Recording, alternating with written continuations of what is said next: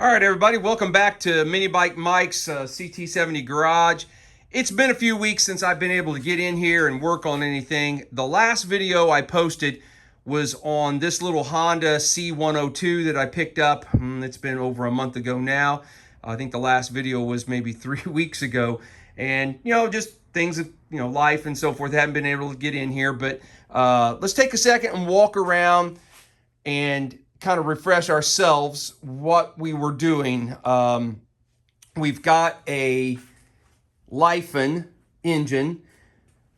When I got this bike, if you didn't watch the first video, the engine had been partially disassembled because of a broken kickstart shaft. And after sitting for years, they lost some of the parts. I don't have all the parts, so we are going to throw a 125cc Lifen in it. We have a wiring harness from Trail Buddy. It's been so long since I have ordered this engine. I don't remember if it came with if it's going to have a carburetor or any of the electronics, coils and so forth. So I've laid out some of those parts to see what we'll need there. But I believe we left off, we kind of threw in a mock engine to see how it was going to fit, and it didn't really fit very well. The mounting holes weren't lining up because of the shape. The frame is going to need some tweaking. So I've got a little, you can see this black spot here. I need to, as you can see, it's partially covering up that. So we're going to need to trim that back. And then we've got something similar on this side, I believe. Yeah, I'm going to go ahead and make some room right here, take out that black spot, and then up here, I'm going to remove the black where I've got it marked black there. So let me get set up to do that, and then I'll bring you guys back. So I pulled the engine out, obviously. I'm going to use just a flap disc, sanding disc, and just kind of gradually work this back and take out the black spot. I'll do one side, don't bore you with the second side, but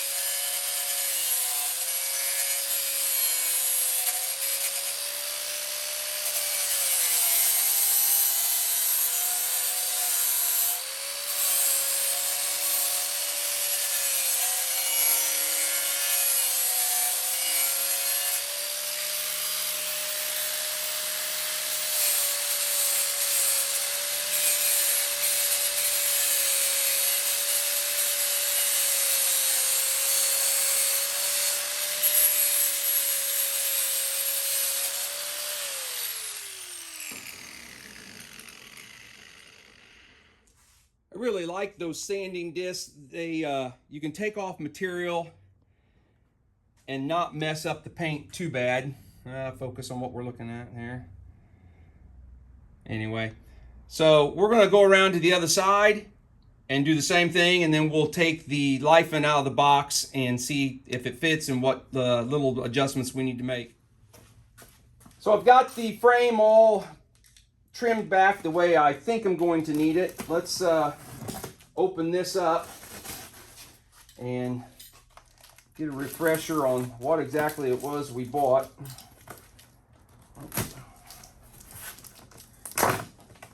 Right on the metal part.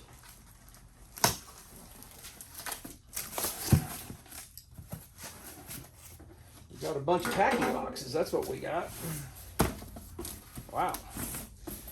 A box in a box. Well, according to the packing slip,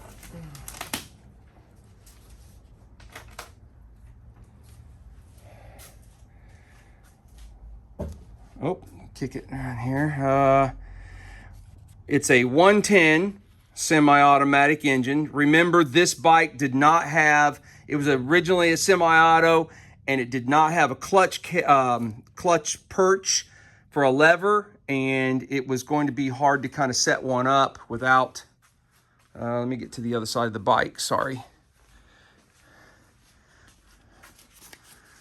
There was no spot over here. Over there, they've got a brake. See, it's set up for a front brake. But here, there's nothing for a clutch, and I didn't really want to go modifying any of this. So we went with a semi-automatic engine. So it's got a check mark. We got that. We got an intake manifold, and we got the kickstarter and gear shifter. Those all have check marks. The rest of this has X's, so we did not get the CDI, the wiring harness, the coil, or a carburetor. So that's, I kind of thought that's what was the case, and that's why I laid out those other parts. Kind of had it in my mind that we were going to need those. And I picked these engines up. When I'm buying them in bulk, I go to, man, what's it's called? Alibaba or something like that, and just have them shipped straight from China. If I'm just buying one or two, I usually get them from PCC Motor off of eBay.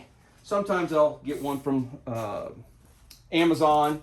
I think they're the exact same engine, but this one I believe I bought off of eBay.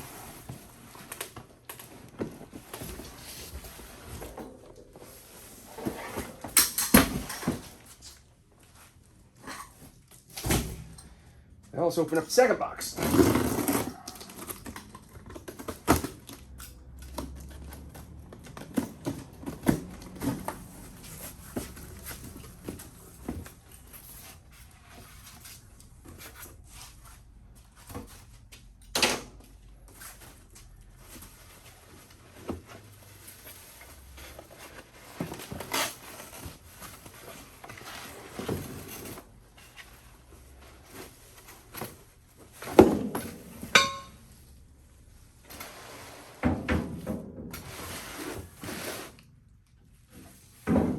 I used one of these little 110s in a CT70 I was building one time. It's a great running engine. It's got slightly less giddy up than the 125, but there's not a whole lot of difference between them. This has the wiring for the gear selector. Tells you what gear you're in. We won't be using that. Yeah, you're kind of looking at me. So yeah, and it has, not only does it tell you, it has a neutral indicator. This, if you had the right kind of setup, you know, speedometer or some kind of indicator, it would tell you when you're in neutral, first, second, third, and fourth. But we'll use the neutral indicator. I don't have this type of plug, so we'll wind up having to cut that off and put some other connectors. But let's don't get ahead of ourselves. Let's turn you guys to where you're back looking at the bike, and let's see if we can get see how we think the engine's going to fit.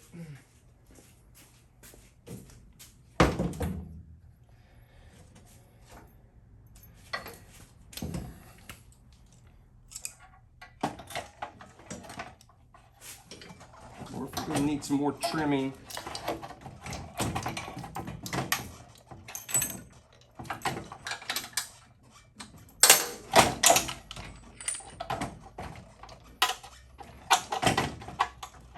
Engines are heavy. I should have grabbed my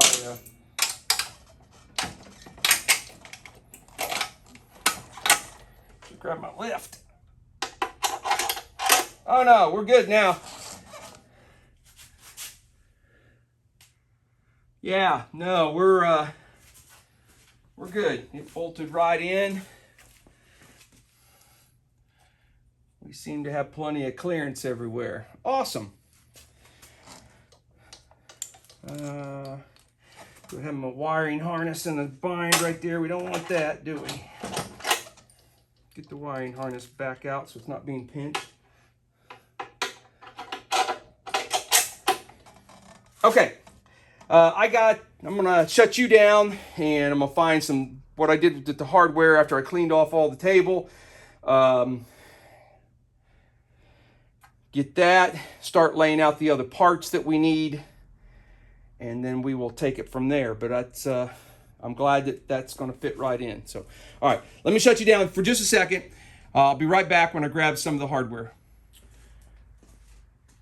All right, so I've got the engine in. I went ahead and I've got the coil in. I just ran it in through the wire through the gap here instead of running it through the hole. I didn't feel like taking the cap off and messing with that connection, so I ran it there. I think next what I'm going to do is get the wiring harness out and start making some modifications to that.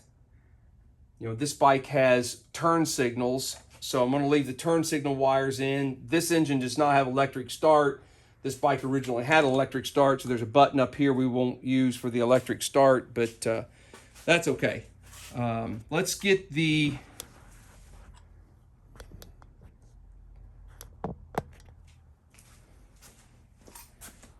This is the Trail Buddy TB422. It's just the universal harness. It's not made for any particular bike. I have videos on my channel of using it multiple times. I want to say shipped to me, it was around $60 or something like that.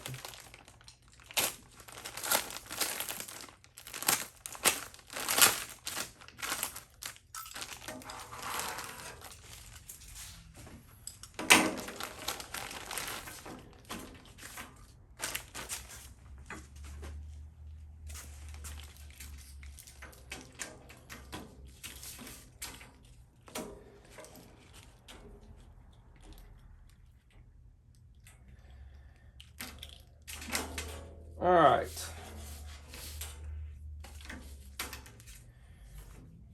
Well, do I want to tear it apart or do I just want to leave it the way it is for you guys? I'm going to tear it apart. This headlight wiring up here, there are so many unnecessary wires for what we're doing. This is made for you know, Chinese bikes that have the aftermarket handlebar controls and, you know, all kinds of switches for lights and all that kind of stuff. So I think I have a video on it. I'm not going to do it. I'm going to shut you guys down and I'm going to cut this all apart, take out everything I don't need it. I mean, look how many wires are in this now. Hang on just a second. 1, 2, 3, 6, 7, 8.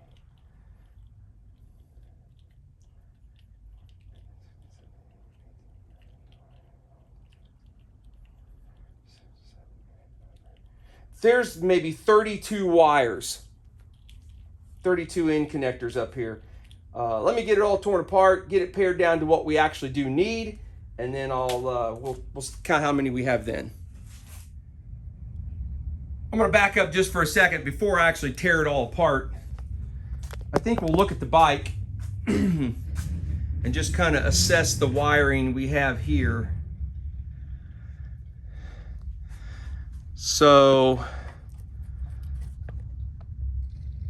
oh boy, skipping around. So I see a green and black wire that come from that light. All right, let me back up here just a little bit. So this wire looks to go to the start button. Come out of there. That's the start button wire. These are the green and black wires that go to that particular light. High beam indicator in the speedometer, that's brown wire, should just be illumination light in the speedometer. All right, they've got, somebody's tied these two together. They're the black and the green again, so I bet they go to that light.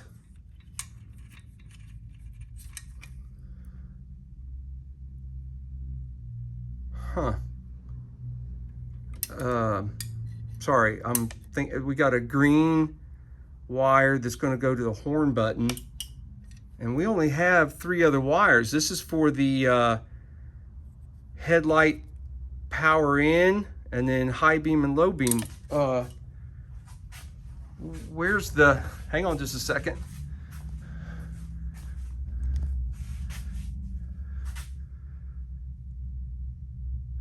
Fellas, I'm just realizing something.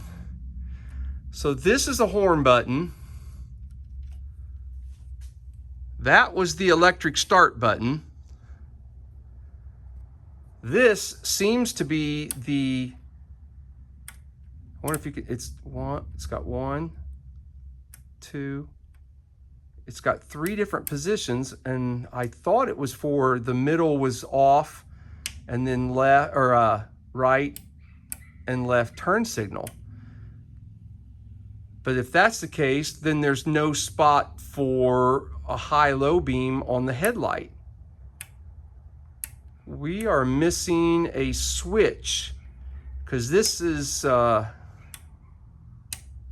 90% sure that this is the high and low beam because of the coloring of the wire. You know, if you remember back in the first video, I was curious of where the wiring was for these lights, for these turn signals back here. I didn't see it. We have 2 wires from the tail light that come through, and they come out right here. But there's no other wiring in here for these particular lights. They couldn't have been just dummy lights. Why? But there's no switch and no wiring.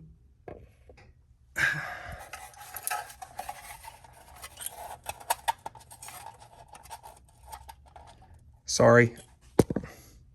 There's no wiring for to make these turn signals. There's no, and you know what? Now that I think about it, when I took the original wiring harness off, I don't remember there being a flasher. So I wonder if these are just running lights and not turn signals. Yeah, I'm gonna guess that's what those are. Those are just, you know, you had a headlight and these are just running lights. Well, it doesn't really matter. We don't have a turn signal switch, so we're not going to hook them up as turn signals. That's, interesting. All right, let's move forward. So I think I'm going to tear that apart. When I tear this wiring harness apart, I'm actually going to take out all the turn signal wires too, because I don't believe that's what this bike has. All right, guys, this video is going to take a turn of events here. I'm a little bit stumped. I typically kind of pride myself in feeling that I know a little bit about electrical and how these bikes are wired and how they work and so forth, but I have never owned a C100, C102, C105, whatever, you know, version of this bike they make. I'm not familiar with it, but I'm not understanding some things that are going on with this bike. I had hoped to finish this bike in today's video. At this point, I'm not thinking that's going to happen. Here's what I got. So, you know, we have turn signals, what look like turn signal lenses, but with no turn signal switch. This could be a turn signal switch. It has 3 positions, but it has the typical wiring colors for a Honda high-low switch. And looking online, I took a minute and looked online, and I looked up a C102, and it's supposed to have a turn signal switch right here. You're probably not looking at me. Yeah, you were. I guess you were. But this one doesn't have it, and it doesn't look like it's ever been modified. It looks stock. The wiring harness does not have the typical orange and blue wiring in it to tell me that these were turn signals. But anyway, regardless of all that, what has got me stumped is this switch. the way I was going to proceed was not using these as turn signals. I was going to use this as a high-low switch for the headlight. And since it has 3 positions, all the way down is 1, there's a middle position, and then there's an up position. I was hoping that there would be one position that I could use as off, where no power was being sent to the headlight at all in either high or low beam. And then in one position, it would be sent to either, let's say, low beam. And then in the third position, it would be sent to high beam. So to do that, it would require the switch. All right, let me back up just a second. There are 3 wires. And the way a typical Honda dimmer switch works is the brown, usually in the CT70s, it's brown with a red tracer. That's the power. The power goes from the engine up through that wire to the switch. And then depending on where you have it set, it either comes down the white wire for the low beam or down the blue wire for the high beam. So for all that to work like that, you would need this switch to have 0 continuity from the brown wire to either one of these wires in one position. And then in the next position, you would need it to have continuity between the brown wire and, let's say, the white wire, but not the blue wire. And then in the third position, you'd have continuity between the brown wire and the blue wire and not the white one. So each of these, the blue wire and the white wire, would need to have continuity in only one of these 3 positions. But my problem is it's got both wires have continuity in 2 of the positions. So I don't have a spot where I truly can turn it off. And in the middle spot, the brown wire has continuity to both wires at the same time. So it's sending power to both the high and low beam. So with all that said, here, and I'll take a second and just show you. I'll show you what I've got. So I'm going to hook. We're going to act like the red wire is sending power up that brown wire. The engine's running. We're sending power up there. We're going to hook to the white wire. We're going to turn our meter on. Make sure nothing's touching. All right, so the 0L means no continuity. No, we have a disconnected path between the brown wire and the white wire in this first position. So now I reach up and I turn it to the second position, and you see that the meter, we get a reading. All right. And then if I push it into the third position, it doesn't change. It still has a reading. So the white wire is broken, connected. Now if I switch it to the blue, it's broken up at the top. No continuity between the brown and the blue in the top position. But you move it to the middle, it's got continuity. And you move it down to the bottom one, and it's got continuity. So they're opposite of what I would think they need to be. I would think each wire would need continuity in only one of the 3, and they each have it in 2 of the 3. So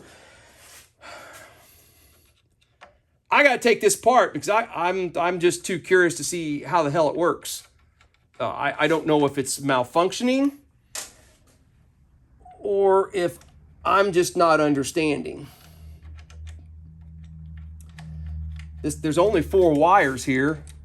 3 of them should go to this switch, and the other one is the horn button. And I checked it when I hook one of my leads of the meter to this and the other lead to ground. I get continuity when I push the button. So the horn button seems to function correctly. Let's see, how do I get that?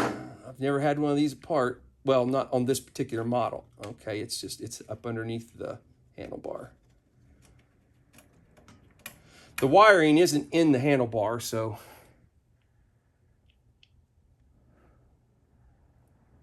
you know what? we're just gonna pull it all out. I'm gonna shut you off and we're gonna go sit over at the table and take a look at this thing.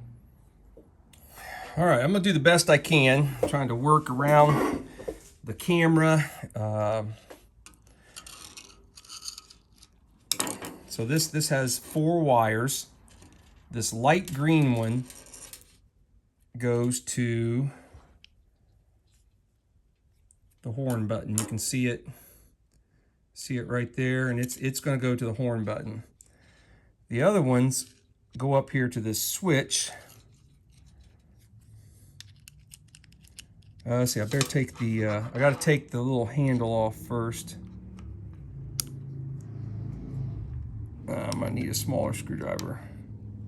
Yep, hang on just a second. All right, so I've got these 2 tiny little screws out that allow this to slide off.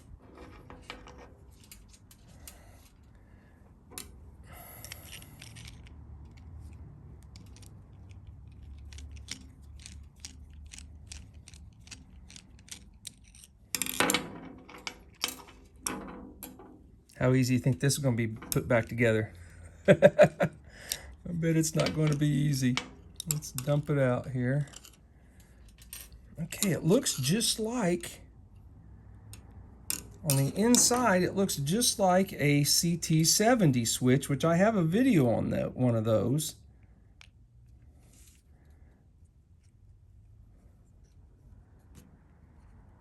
I'm trying to move the switch. Sorry, I'm sure you can't see a thing. You know what? Let's just pop it out of there.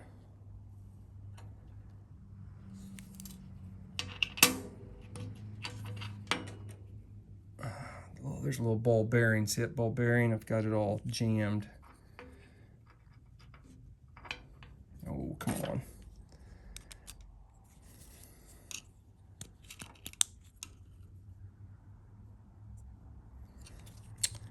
Yeah, don't break it, Mike. That's the last thing we want to do is break it.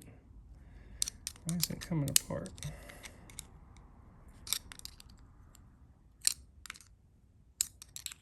Well, shoot, guys. There she fell apart. Oh man, this thing's got springs and all kind of goodness here. Oh boy, we may have really done it.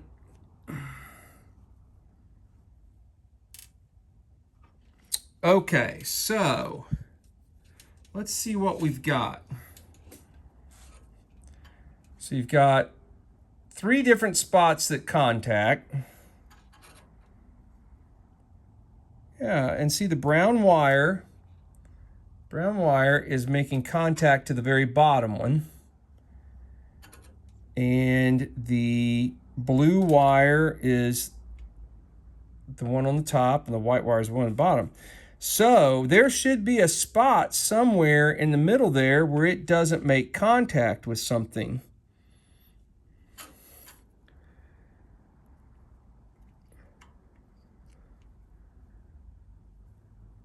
It's supposed to work that this little piece, if I can get it to move right. Sorry, it's hard to make sure you guys can see it. And so it's supposed to lay across there and bridge the gap between those 2. And then when you slide it over here, it bridges the gap between these. But it looks like, to me, it's too wide, and it's bridging the gap. It's touching both of those, see it? At the same time. So in the middle,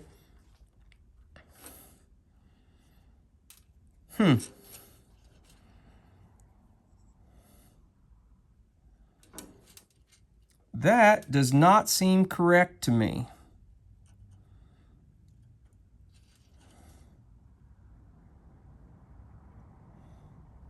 I'm going to shut you off for a second, and I'm going to do some pondering on what I think's going on here and how I'm going to fix it. All right, guys, I'm not going to lie, I'm a little bit lost. It certainly feels like to me that there are 3 positions on this switch. But you can see that the middle one, get my screwdriver right place, the middle one's not nearly as deep as the other two.